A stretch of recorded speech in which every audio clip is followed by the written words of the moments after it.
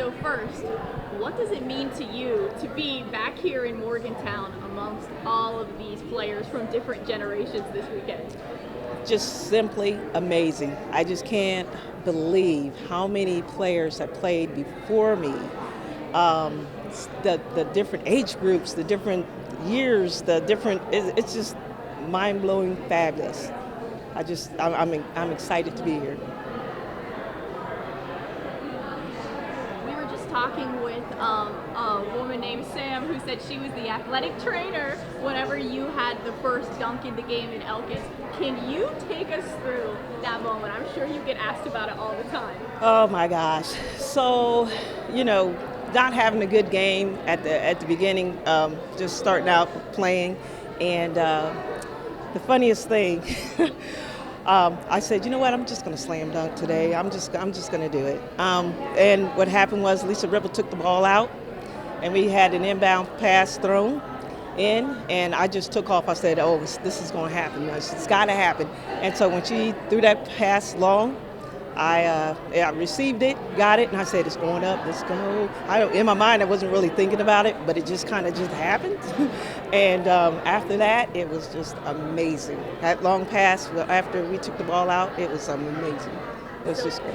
So in that moment, you probably didn't even realize that you were making history. I did not, until the girls came out on the court, and then they clobbered me. We all fell on the ground. It was just crazy. It was great.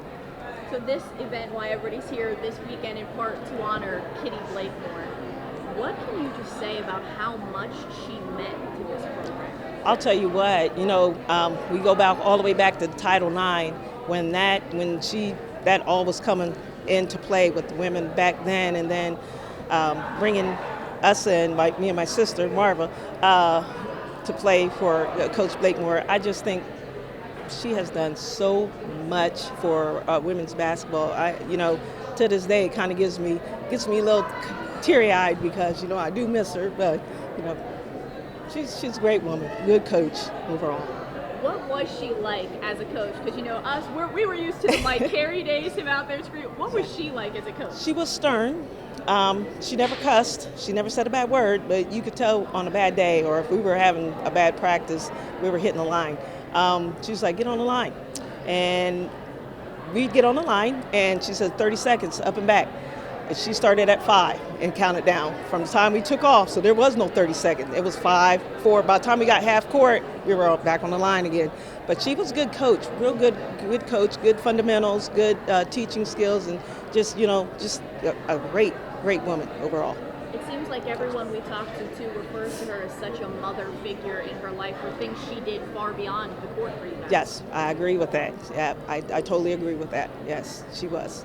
What do you think this would mean to her to see? Not only does she get a street named after her, but the location and really, everything that she stood for and fought for here for this university. Way past due. Well deserved. So I'm going to get your thoughts on this. We heard someone say maybe a statue of her should be here. What are your thoughts on a statue? There should be a statue of her with me on her side, next to her, with our arms around each other like we always do. I always give her hugs. I had to reach down to give her hugs, but, she always reached up. But, I agree with that. They should give her a statue. Absolutely. When you see the way that this year's team is, especially, you got a player like J.J. Quinterly out there, and this team, the way that it's just been increasing itself on the national radar.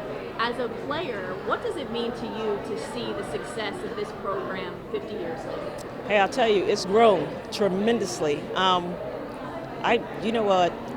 again mind-blowing from the time we played back in the 80s to right now. It's amazing to see the development and the growth of the women and the players today. So it's awesome to see. One of the things we were just talking about was the different swag. Now they get their jackets, they get all this. Yeah. You probably didn't have anything like that. We didn't have nothing like that. And the problem with that is I'm grateful and thankful for what they have today, but we didn't have nothing like that. I mean, we had long socks, we had plastic on our uniforms, we don't have those little tight shorts and things they get to wear now. We had big bloomer stuff. It's just old school. What do they call it? The old type of uniforms, like the I can't think of the name. What is it? Like huh? Pennies? No, like old uniforms, like back in the day. Just like that old style, yeah. Yeah. Did you have you kept anything? I'm like trying to from think your of what it playing is. days? Did you? I do. I still have a lot of things, practice gear and some coats and things. Just a little bit of stuff that I saved from over the years. So.